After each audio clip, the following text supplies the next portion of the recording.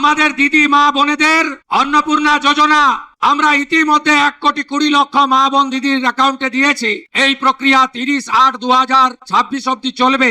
Verification হবে, প্রত্যেকটি যোগ্য প্রাপক পাবে, অযোগ্যরা বাতিল হবে। একজনও প্রকৃত দিদি বোন অন্নপূর্ণা যোজনা থেকে বঞ্চিত হবেন না। নমস্কার বন্ধুরা, অন্নপূর্ণা যোজনা নিয়ে মুখ্যমন্ত্রী ঘোষণা করেছেন যে 30শে আগস্ট পর্যন্ত নতুন আবেদন চলবে এবং 30শে আগস্ট পর্যন্তই সবার ভেরিফিকেশন হবে। ভেরিফিকেশন করে যারা যোগ্য তাদেরকে টাকা দেওয়া হবে এবং যারা অযোগ্য তারা বাদ যাবেন। তো চলুন মুখ্যমন্ত্রীর লাইভটা আগে দেখে নিই। আমাদের দিদি মা বোনেদের অন্নপূর্ণা যোজনা আমরা ইতিমধ্যে 1,20,00,000 মা বোন দিদির অ্যাকাউন্টে দিয়েছি।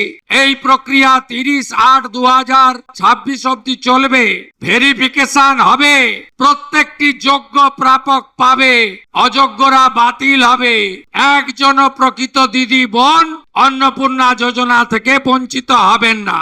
এর সঙ্গে সঙ্গে মুখ্যমন্ত্রী এও জানিয়েছেন যে মোট 1,20,00,000 আবেদনকারীকে অ্যাপ্রুভাল দেওয়া হয়েছিল এবং তাদের অ্যাকাউন্টে টাকা ছাড়া হয়েছিল 1 জুলাই নাগাদ, এবং অনেকেই টাকা পাননি। আমরা জানি যে অনেকের পেমেন্ট ফেইলিওর কারণে টাকাটা ঢোকেনি, তাই এখানেই এই প্রক্রিয়া শেষ হচ্ছে না। 1 জুলাইয়ের পরে অনেকের আবেদন হঠাৎ করে রিজেক্টেড দেখায়, তারপরে সেটা আন্ডার ইনকোয়ারিতে চলে যায় এবং বর্তমানে অনেকের ভেরিফিকেশন চলছে। 10 জুলাই পর্যন্ত ভেরিফিকেশনের লাস্ট ডেট ছিল, কিন্তু সম্ভবত 12 জুলাই পর্যন্ত ভেরিফিকেশন চলবে। সবার বাড়ি বাড়ি গিয়ে ভেরিফিকেশন করছে, কল করে ভেরিফিকেশন করছে। এই ভেরিফিকেশন সম্পূর্ণ হওয়ার পরে যে স্ট্যাটাস দেখাবে সেটা ফাইনাল স্ট্যাটাস, এবং সেই অনুযায়ী যোগ্য এবং অযোগ্য মহিলাদেরকে বাছাই করা হবে। যোগ্যদের টাকা দেওয়া হবে, অযোগ্যদের বাদ দিয়ে দেওয়া হবে। এবার সরকার 28 জুলাই একটা নোটিশ দিয়েছিল, সেই নোটিশে ইন ডিটেলে বলে দিয়েছে যে কাদেরকে বাদ দিল। প্রথমত যাদের ফ্যামিলি মেম্বাররা ইনকাম ট্যাক্স পে করে তারা বাদ চলে গেছে, যারা সরকারি চাকরি বা সরকারি পেনশন পায় তারাও বাদ চলে গেছে।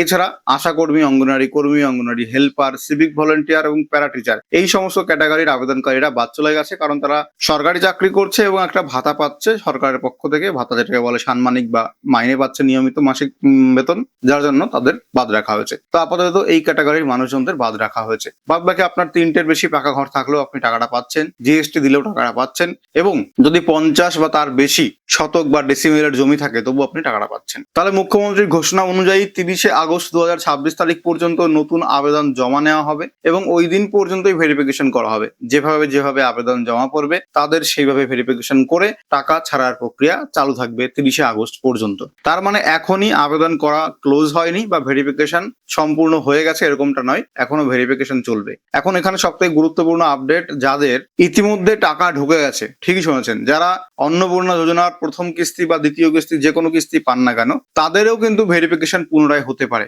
এদের মধ্যে অনেক অযোগ্যরা টাকা পেয়েছেন, যেটা সাধারণ মানুষ যার জন্য বিক্ষোভ দেখাচ্ছে যে আমার পাশের বাড়ির লোকটা অযোগ্য, সে টাকা পেলো কিন্তু আমি যোগ্য, আমি পেলাম না। এটা সরকারের কাছেও খবর আছে। তো এরকম করতে পারে যে যারা টাকা পেয়েছেন ইতিমধ্যে তাদেরটা ভেরিফিকেশন করা হবে আবার, এবং সেখান থেকে যারা অযোগ্য হবেন তাদেরকে আর টাকা দেওয়া হবে না, তাদের আবেদনও বন্ধ করে দেওয়া হবে। তার মানে কেউ যদি এটা ভেবে বসে থাকে যে আমার অন্নপূর্ণা যোজনার টাকা ঢুকে গেছে, আমি সরকারকে ফাঁকি দিয়ে টাকা পেয়ে গেছি, তাহলে চিন্তা করবেন না, আপনার জন্য খুশির খবর, আপনি আর টাকাটা পাবেন না, কারণ ভেরিফিকেশন হলে আপনি বাদ চলে যাবেন। এবার বলি যারা এখনো টাকা পাননি তাদের কি হবে। যারা এখনো টাকা পাননি স্ট্যাটাস চেক করবেন, আন্ডার সাবমিটেড বা আন্ডার প্রসেস বা আন্ডার ইনকোয়ারি বা স্ট্যাটাস না দেখা, কোনো প্রকার কোনো সমস্যা নেই। 12 জুলাই পর্যন্ত সবার ভেরিফিকেশন হয়েছে, এবং যাদের ভেরিফিকেশন হয়নি তাদের অটোমেটিক্যালি সরকারি আধিকারিকরা ভেরিফিকেশন করে নিয়েছে। এবং যাদের এই যে শর্তগুলো বলেছিলাম, এই শর্তগুলোর মধ্যে যদি না পড়েন তাহলে আপনি টাকাটা পাচ্ছেন। যারা বলেছিলেন যে ইনকাম ট্যাক্স আমি ইয়েস করেছি, আমি কি টাকাটা পাবো, অবশ্যই আপনি ইয়েস করুন, নো করুন, টাকা পাবেন, এবং জমির পরিমাণ বেশি দিলেও টাকা পাবেন। কিন্তু একেবারে বেশি,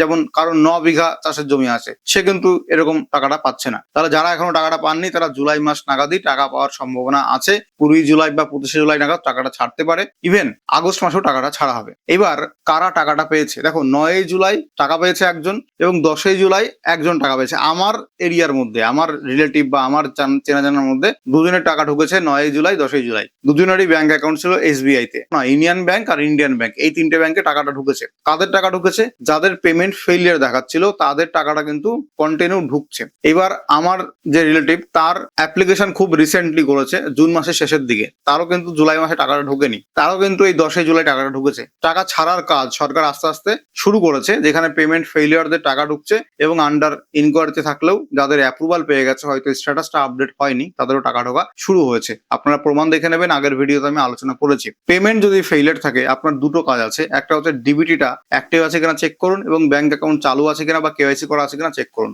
যদি সবকিছু ঠিক থাকে, আপনাকে নিজে থেকে কিছু করতে হবে না। সরকার সমস্ত নোডাল ব্যাংক অফিসারদের সঙ্গে কথা বলছে এবং কেন টাকাটা ঢোকেনি, ব্যাংকের সার্ভারের কোথায় সমস্যা হয়েছে, কোথায় টাকাটা আটকে আছে, এগুলো যাচাই করে দ্রুত সমস্যার সমাধান করার চেষ্টা করছে। তাহলে জুলাই মাসে টাকাটা পাবেন যাদের পেমেন্ট ফেইলিয়ারের জন্য টাকাটা ঢোকেনি তারা। এছাড়া যাদের এখনো আন্ডার ইনকোয়ারি আছে, আন্ডার প্রসেসে আছে বা কোনো কিছু দেখাচ্ছে না স্ট্যাটাসে, তাদেরও জুলাই মাস নাগাদ টাকা ছাড়া হতে পারে। ইতিমধ্যে আপনি ব্যাংক অ্যাকাউন্ট চেক করতে থাকুন। অনেক সময় কি হয়, SMS আসে না টাকা ঢোকার, কিন্তু ব্যাংক স্টেটমেন্ট চেক করে দেখবেন টাকাটা ঢুকে গেছে, এরকমটা হতে পারে। আমরা জানি যে অন্নপূর্ণা যোজনাতে একবারে সমস্ত যোগ্য বা অযোগ্যর শর্ত দেয়নি। প্রথমে কিছু বলেছে, তারপরে আবার কদিন পরে কিছু ঘোষণা হয়েছে, আবার কদিন পরে কিছু ঘোষণা হয়েছে। তো এই সমস্ত নিয়ে সাধারণ মানুষের মনে বিক্ষোভ দেখা দিয়েছে, যার জন্য নারী ও শিশু কল্যাণ বিভাগ এখান থেকে একটা পূর্ণাঙ্গ একটা নোটিশ প্রকাশিত হতে পারে, যেখানে আলাদা করে সমস্ত নির্দিষ্ট শর্ত দেওয়া থাকবে যে এই সমস্ত শর্ত পালন করলে টাকা পাবেন এবং এই সমস্ত শর্ত পালন করলে টাকা পাবেন না। অর্থাৎ কারা যোগ্য কারা অযোগ্য তার একটা পূর্ণাঙ্গ নোটিশ প্রকাশিত হতে পারে, এরকমটা খবর আছে। তো নোটিশ প্রকাশিত হলে আমরা আপনাকে ভিডিও বানিয়ে দিয়ে দেবো এবং নোটিশ ডাউনলোড করার লিঙ্কও দিয়ে দেবো। তার জন্য চ্যানেলটিকে সাবস্ক্রাইব করে রাখবেন, ফেসবুক পেজটিকে ফলো করে রাখবেন। আচ্ছা, যারা অফলাইনে আবেদন করেছিলেন তাদের আবেদনটা কিন্তু 10ই জুলাইয়ের মধ্যে অনলাইন পোর্টালে তুলে দেওয়া হবে, যতগুলো বাকি আছে, এবং 12 জুলাই বা 13 জুলাই বা হাইস্ট 15 জুলাইয়ের মধ্যে অফলাইনের যে স্ট্যাটাস সেটা দেখতে পারবেন। কারণ এখনো পর্যন্ত অফলাইনের স্ট্যাটাসটা চেক করা যাচ্ছে না। ওই সমস্যার সমাধান করার জন্য সরকার 8ই জুলাই মিটিং এর নির্দেশ দিয়েছে যে অফলাইনে সমস্ত ফর্ম ডিজিটাইজ করার পরে সেগুলোকে স্ট্যাটাস দেখানোর জন্য এলিজিবল করে দিতে হবে। খুব শীঘ্রই আপনারা অফলাইনে আবেদন করে থাকলে স্ট্যাটাসটা দেখতে পারবেন। তাহলে পরবর্তীতে টাকা কবে ছাড়তে পারে, ইতিমধ্যে কিছু লোকের টাকা ঢোকা শুরু হয়েছে, আপনারা ব্যাংক স্টেটমেন্ট চেক করতে পারেন। জুলাই মাসের 20 বা 25 তারিখ নাগাদ টাকাটা ঢুকতে পারে, জুলাই মাসের 3000 টাকাটা, জুলাই মাসের কিস্তিটা। যদি জুলাই মাসের কিস্তি না পান, তাহলে আগস্ট মাস থেকে আপনারা পেতে থাকবেন, যাদের ইনকোয়ারি সম্পূর্ণ হয়ে গেছে এবং যারা অ্যাপ্রুভাল পাবেন। তাহলে ছোট্ট একটু আপডেট আপনাদের কেমন লাগলো কমেন্ট করে জানাবেন। যদি ভালো লাগে লাইক করুন, শেয়ার করুন এবং চ্যানেলটিকে সাবস্ক্রাইব করে রাখুন, ফেসবুক পেজটিকে ফলো করে রাখুন। ধন্যবাদ, দেখা হবে পরবর্তী ভিডিওতে।